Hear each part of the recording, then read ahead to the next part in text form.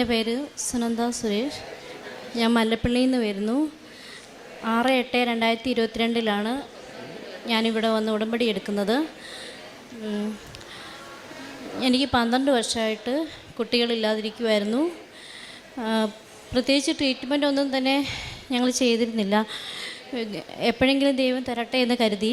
പക്ഷേ ഒരുപാട് നാളുകൾ ആഗ്രഹിച്ചിട്ടും ഇല്ലാതിരുന്നത് ഞാൻ ഇങ്ങനെ കൃപാസനത്തെ പറ്റി കേൾക്കാനിടയായി. പത്രത്തിലൂടെയാണ് ഞാനിങ്ങനെ കൃപാസനത്തെ പറ്റി അറിയുന്നത്. അപ്പോൾ ഞങ്ങൾ തീരുമാനിച്ച് ഇവിടെ വന്ന് നമുക്ക് ഉടമ്പടി എടുത്താൽ നോക്കാം എന്ന് പറഞ്ഞ് അങ്ങനെ പിന്നെ ഞങ്ങളിവിടെ വന്നു.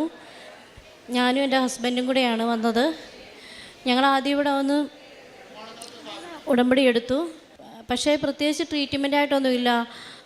എന്നിട്ട് 6 മാസം നോക്കി കുട്ടികളുണ്ടാകുന്നുണ്ട്. എൻ്റെ ഹസ്ബൻഡ് ഔട്ട് ഓഫ് സ്റ്റേറ്റിലായിരുന്നു ജോലി. അവിടെ നിന്ന് നാട്ടിൽ വന്നതിന് ശേഷം 6 മാസം കുട്ടികളൊന്നും ഉണ്ടായില്ല. അപ്പം പിന്നെ ഞങ്ങൾ ഡോക്ടറെ പോയി കണ്ടു കഴിഞ്ഞിട്ട് ഡോക്ടർ പറഞ്ഞു പ്രത്യേകിച്ച് കുഴപ്പമൊന്നുമില്ല, പിന്നെ PCODയുടെ ശകലം പ്രോബ്ലം ഉണ്ട്, അത് മരുന്ന് കഴിച്ചാൽ മാറുമെന്ന് പറഞ്ഞ്. അതിനുശേഷം ഞാൻ മരുന്ന് കഴിച്ചു.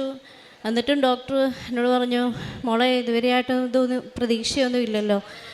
അപ്പോൾ ഞാൻ വീണ്ടും ഇവിടെ വന്നു ഞാൻ ഏറ്റവും പുറകിലത്തെ ആ ജനലിൻ്റെ ഫ്രണ്ടിലായിട്ട് നിന്നിട്ട് ഞാൻ മുട്ടിമേ പ്രാർത്ഥിച്ചു, ഇനി ഞാൻ വരുമ്പോൾ എൻ്റെ കയ്യിലൊരു കുഞ്ഞുമായിട്ട് വേണം വരാൻ, അല്ലെങ്കിൽ ഞാൻ ഇനി വരുമ്പോൾ എൻ്റെ വയറ്റിൽ ഈ കുഞ്ഞ് കാണണമെന്ന് ഞാൻ പ്രാർത്ഥിച്ചു മാതാവിനോട്. അങ്ങനെ വീണ്ടും ഞങ്ങൾ തിരിച്ച് വീട്ടിൽ പോയി. ഞാൻ കൃത്യമായിട്ട് കൃപാസനത്തിലെ പ്രാർത്ഥനയും ഇവിടുന്നുള്ള ഉടമ്പടി തൈലം തൂക്കുകയും ഞങ്ങൾ വെള്ളിയാഴ്ച ദിവസങ്ങളിൽ ഞാനും എൻ്റെ ഹസ്ബൻഡും ഉപവസിക്കുകയും ചെയ്തു, പ്രാർത്ഥിക്കുകയും ചെയ്തു. ഒരു നേരം ഞങ്ങൾ അരിയാഹാരമാക്കി. അങ്ങനെ ഞങ്ങൾ നോയമ്പെടുത്തു.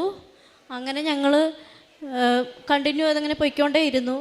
അതിനുശേഷം 2023 മെയ്യിൽ ഞാനിവിടെ വന്ന് പോയതിന് ശേഷമാണ് ഹോസ്പിറ്റലിൽ ചെന്നു.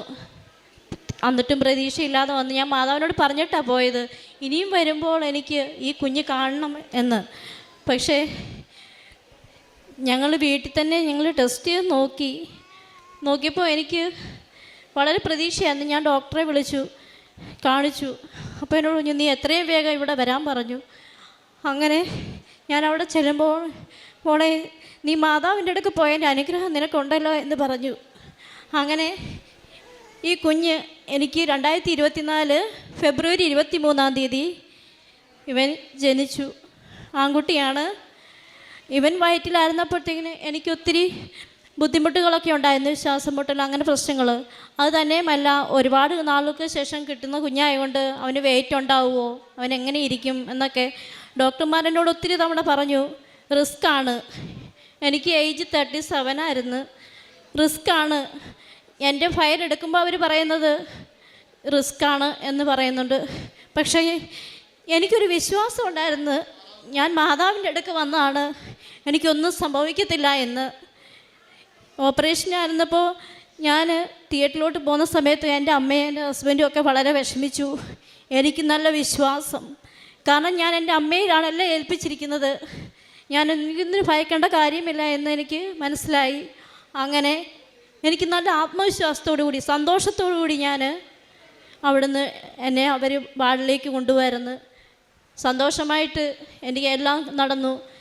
ഞാൻ ആദ്യം ചോദിച്ചത് എൻ്റെ കുഞ്ഞിന് വെയിറ്റ് ഉണ്ടോ എന്നാണ്. കാരണം കോട്ടയം മെഡിക്കൽ കോളേജിൽ ഉണ്ടാകുന്ന കുട്ടികളെല്ലാം പെട്ടെന്ന് തന്നെ നഴ്സറിയിലേക്ക് കൊണ്ടുപോവാണ്. പക്ഷേ എനിക്ക് എൻ്റെ കുഞ്ഞിൻ്റെ കാര്യത്തിൽ പേടിയുണ്ടായിരുന്നു. പക്ഷേ അതും മാതാവ് സാധിച്ചു തന്നു. അതിന് മുന്നേ 9 മാസമായപ്പോൾ ഞാനിവിടെ അച്ഛനെ കാണാൻ വന്നപ്പോൾ ഞാൻ അച്ഛനോട് പറഞ്ഞു, കുഞ്ഞ് ബ്രീച്ച് പ്രസൻറ്റേഷനില്ല അച്ഛാ, എനിക്ക് വളരെ ബുദ്ധിമുട്ടാണ്. അച്ഛൻ എന്നെ വയറെ തൊട്ട് പ്രാർത്ഥിച്ചു. മുകളിൽ സിസ്റ്റേഴ്സ് എല്ലാം പറഞ്ഞു, നീ എണ്ണ തൂക്ക്, വയറിൽ എണ്ണ തൂക്ക്, പിന്നെ തേനില്ലേ അത് കഴിക്കണം ഒക്കെ ഞാൻ ചെയ്തു. പക്ഷേ അടുത്ത സ്കാനിങ്ങിൽ എനിക്ക് കുഞ്ഞ് സാധാരണ ലെവലിൽ തന്നെയാണ് എന്ന് പറയാനിടയായി. അങ്ങനെ എൻ്റെ ഡെലിവറി നടന്നു. സന്തോഷമായിട്ട് ഒരു ആൺകുട്ടിക്ക് ജന്മം നൽകാൻ സാധിച്ചു. മാതാവിനും തിരുക്കുമാരനും 1000 നന്ദി ഞാൻ അർപ്പിക്കുന്നു. അതുപോലെ എൻ്റെ വീട്ടിൽ കല്യാണത്തിൻ്റെ ഒരു കടബാധ്യത ഉണ്ടായിരുന്നു. അനിയത്തിയെ കെട്ടിച്ചു, പക്ഷേ എൻ്റെ അച്ഛൻ മരിച്ചുപോയി. ഞങ്ങൾക്കത് വീട്ടാൻ വളരെ ബുദ്ധിമുട്ടായിരുന്നു. പക്ഷേ ഞങ്ങൾ കുറച്ചൊക്കെ കടം വീട്ടി. വീണ്ടും ഞങ്ങൾക്കത് ബുദ്ധിമുട്ടായി വന്നു. നിരന്തരം ബാങ്കുകാർ ഞങ്ങളെ ശല്യം ചെയ്തുകൊണ്ടിരുന്നു. അങ്ങനെ ഞാനും എൻ്റെ സഹോദരനും എല്ലാം ഞങ്ങൾ ഉടമ്പടി ഇവിടെ വന്ന് എടുത്തിട്ടുള്ളതാണ്. അങ്ങനെ ഞങ്ങൾക്ക് അവരും അവരുടെ ഉടമ്പടിയിൽ ഈ കാര്യം തന്നെ പറഞ്ഞിരുന്നു. ഞങ്ങളെല്ലാവരും പറഞ്ഞു, മാതാവിനോട് നിരന്തരം പ്രാർത്ഥിച്ചു. മാതാവ് വഴി കാണിച്ചു തന്നു. ഇപ്പോൾ ഞങ്ങളുടെ ആധാരം ഞങ്ങളുടെ കയ്യിലായി. അങ്ങനെ എനിക്ക് 2 കാര്യങ്ങൾ സാധിച്ചു. ഞാൻ ഉടമ്പടി വെച്ചതിന് 6ാമത്തെ കാര്യമാണ് എൻ്റെ കുഞ്ഞിൻ്റെത്. 6ാമത്തെ കാര്യം തന്നെ മാതാവ് എനിക്ക് ആദ്യം സാധിച്ചു തന്നു. എനിക്ക് ഒരുപാട് നന്ദി മാതാവിനും തിരുക്കുമാരനും ഞാൻ അർപ്പിക്കുന്നു. ദൈവം സഹായിക്കട്ടെ. പരിശുദ്ധ അമ്മയ്ക്കും